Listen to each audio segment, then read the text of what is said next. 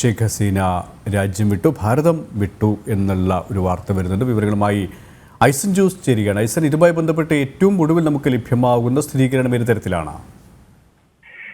സുരേഷ്, ഷെയ്ഖ് ഹസീന രാജ്യം വിട്ടത് സംബന്ധിച്ച ഒരു സ്ഥിരീകരണം ഔദ്യോഗികമായി രാജ്യത്തിന്റെ ഭാഗത്തു നിന്ന്, അല്ലെങ്കിൽ ഇന്ത്യ സർക്കാരിന്റെ ഭാഗത്തു നിന്ന് ഇതുവരെ ഉണ്ടായിട്ടില്ല. ഇപ്പോൾ സർവകക്ഷി യോഗം പുരോഗമിക്കുകയാണ്. ഇതിന് ശേഷമായിരിക്കും എന്തെങ്കിലും ഡിക്ലറേഷൻ ഉണ്ടാകുന്നുണ്ടെങ്കിൽ ഉണ്ടാകാൻ സാധ്യതയുള്ളൂ എന്നാണ് നമുക്ക് ലഭ്യമാകുന്ന വിവരം. പക്ഷേ അവർ ഒരു പ്രത്യേക എയർക്രാഫ്റ്റിൽ രാജ്യം വിട്ടു എന്ന വിവരം മാത്രമാണ് ഇപ്പോൾ പുറത്തു വന്നിരിക്കുന്നത്. ഹിൻഡൻ എയർബേസിൽ നിന്നും ഒരു വിമാനത്തിൽ അവർ രാജ്യം വിട്ടു. അവർ എങ്ങോട്ടാണ് പോയത് എന്ന് സംബന്ധിച്ച് ഇനിയും സ്ഥിരീകരണം വരേണ്ടതുണ്ട്. ബ്രിട്ടൻ ഇത് സംബന്ധിച്ച് അവർക്ക് രാഷ്ട്രീയ അഭയം നൽകുന്നത് സംബന്ധിച്ച് ഒരു സ്ഥിരീകരണമൊന്നും നൽകിയിരുന്നില്ല. ഒരു പക്ഷേ താൽക്കാലികമായി ബ്രിട്ടനിലെത്തി രാഷ്ട്രീയ അഭയത്തിന് വീണ്ടും ശ്രമിക്കാനുള്ള നീക്കമാണോ നടക്കുന്നത് എന്നതും സംബന്ധിച്ച് ഒരു വ്യക്തതയില്ല എന്നതാണ് മനസ്സിലാക്കാൻ സാധിക്കുന്നത്. ബ്രിട്ടനിലേക്ക് ആണ് അവർ പോകുന്നതെങ്കിൽ അത് സംബന്ധിച്ചുള്ള വിശദീകരണം, രാഷ്ട്രീയ അഭയം സംബന്ധിച്ച വിശദീകരണമെല്ലാം തന്നെ സമയമെടുത്ത് ഉണ്ടാകേണ്ടതാണ്. എന്നാൽ അതിനു മുമ്പ് അങ്ങോട്ട് പോവുകയാണോ, അല്ലെങ്കിൽ മറ്റേതെങ്കിലും രാജ്യങ്ങളിലേക്ക്, മിഡിൽ ഈസ്റ്റിലെ ഏതെങ്കിലും രാജ്യങ്ങളിലേക്കാണോ പോകുന്നതെന്ന് സംബന്ധിച്ചും ഇനിയും വിവരങ്ങൾ ലഭിക്കാനുണ്ട്. ഇത് സംബന്ധിച്ച സ്ഥിരീകരണങ്ങൾ ലഭിക്കാനുണ്ട്.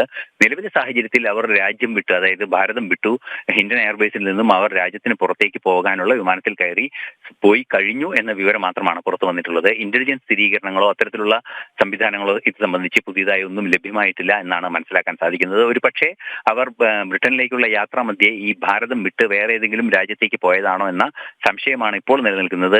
വരും മണിക്കൂറുകൾ അല്ലെങ്കിൽ നിമിഷങ്ങളിൽ തന്നെ ഇത് സംബന്ധിച്ച സ്ഥിരീകരണം ലഭ്യമാകുമെന്നാണ് പ്രതീക്ഷിക്കുകയും ചെയ്യുന്നത്. അന്തിമമായി നമുക്ക് ലഭ്യമാകുന്ന വിവരം ഷെയ്ഖ് ഹസീന ഭാരതത്തിൽ നിന്നും പോയി കഴിഞ്ഞു, ഒരു പ്രത്യേക വിമാനത്തിൽ പോയി കഴിഞ്ഞു എന്നതാണ്. അതേസമയം ബംഗ്ലാദേശിൽ ശക്തമായ കലാപം തുടരുകയുമാണ്.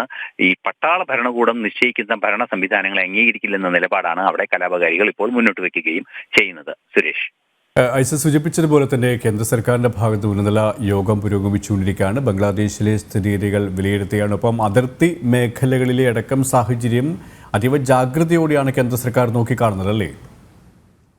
തീർച്ചയായും അതിർത്തി മേഖലകളിൽ ഗുരുതരമായൊരു സാഹചര്യമുണ്ട് എന്നത് ഒരു യാഥാർത്ഥ്യം തന്നെയാണ്. കാരണം അവിടെ നിന്ന് നമുക്കറിയാവുന്നതാണ്, ബംഗ്ലാദേശിൽ നിന്നും ബംഗ്ലാദേശിലേക്ക് കള്ളക്കടത്ത് സ്വാഭാവികമായും ഉണ്ടാകുന്നത്, ബംഗ്ലാദേശിൽ നിന്നും കള്ളക്കടത്ത് ഭാരതത്തിലേക്ക് ഉണ്ടാകുന്നത്, അതുപോലെ തന്നെ ഈ അതിർത്തി കടന്നെത്തുന്ന നിരവധി ബംഗ്ലാദേശികൾ ഇവിടെ എത്തുന്നതും, അതുപോലെ തന്നെ നോർത്ത് ഈസ്റ്റ് സംസ്ഥാനങ്ങളിലെല്ലാം തന്നെ അഭയാർത്ഥികളായി എത്തുന്നതും, അല്ലെങ്കിൽ അത്തരത്തിലുള്ള ഒരു കുടിയേറ്റ വിഭാഗം ഉണ്ടാകുന്നതും എല്ലാം തന്നെ രാജ്യത്തിന്റെ, ഈ ഭാരതത്തിന്റെ വർഷങ്ങളായുള്ള ഒരു പ്രശ്നം തന്നെയാണ്.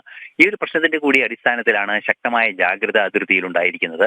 BSF ഉൾപ്പെടെയുള്ള സംവിധാനങ്ങൾ കൃത്യമായ നിരീക്ഷണം നടത്തുന്നുണ്ട് എന്നാണ് അപ്പോൾ നമുക്ക് മനസ്സിലാക്കാൻ സാധിക്കുന്നത്. അതുപോലെ തന്നെ മിലിറ്ററി ഇന്റലിജൻസിന്റെ പല വിഭാഗങ്ങളും ഇക്കാര്യത്തിൽ ഇന്നലെ തന്നെ പ്രത്യേക അന്വേഷണങ്ങളെല്ലാം തന്നെ ആരംഭിച്ചിരുന്നു. അത് തീർച്ചയായും അത് ബംഗ്ലാദേശിൽ തന്നെയുള്ള മിലിറ്ററി ഇന്റലിജൻസിന്റെ സോഴ്സുകൾ വഴിയുള്ള അന്വേഷണങ്ങളെല്ലാം തന്നെ പുരോഗമിക്കുന്നു എന്നാണ് മനസ്സിലാക്കാൻ സാധിക്കുന്നത്. അത്തരത്തിൽ ചില സൂചനകളുടെ അടിസ്ഥാനത്തിൽ തന്നെയാണ് അതിർത്തികൾ സുരക്ഷിതമാക്കാനുള്ള ഒരു നീക്കം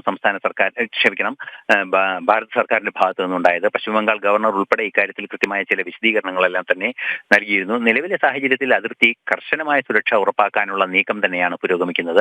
അത്തരത്തിലുള്ള നീക്കങ്ങൾ ശക്തമായി നടക്കുകയും ചെയ്യുന്നുണ്ട്. BSF ഇതിന് നേതൃത്വം നൽകുന്നുണ്ട്. മറ്റു സംവിധാനങ്ങളെല്ലാം തന്നെ പുരോഗമിക്കുകയാണ് എന്നാണ് മനസ്സിലാക്കാൻ സാധിക്കുന്നത്. മാത്രമല്ല, ഒരു ഇസ്ലാമിക തീവ്രവാദ സ്വഭാവമുള്ള ചില സംഘടനകൾ ഇതിന് പിന്നിലുണ്ട്, കലാപത്തിന് പിന്നിലുണ്ട് എന്ന കൃത്യമായ സൂചന അന്താരാഷ്ട്ര ഏജൻസികൾക്കെല്ലാം തന്നെ ലഭിച്ചിരിക്കുന്നു എന്നതും മറ്റൊരു യാഥാർത്ഥ്യമാണ്. അതുകൊണ്ട് തന്നെ ഭാരതത്തിന്റെ ഉൾപ്പെടെയുള്ള വിവിധ രാജ്യങ്ങളുടെ ആഭ്യന്തര സുരക്ഷയ്ക്ക് കൂടി ഭീഷണിയാകുന്ന സാഹചര്യം ബംഗ്ലാദേശിലെ കലാപം സൃഷ്ടിക്കുന്നുണ്ട് എന്നതുകൊണ്ട് അത്തരത്തിലുള്ള ജാഗ്രത പുലർത്താനുള്ള നിർദ്ദേശങ്ങളും വരുന്നുണ്ട് എന്നാണ് മനസ്സിലാക്കാൻ സാധിക്കുന്നത്.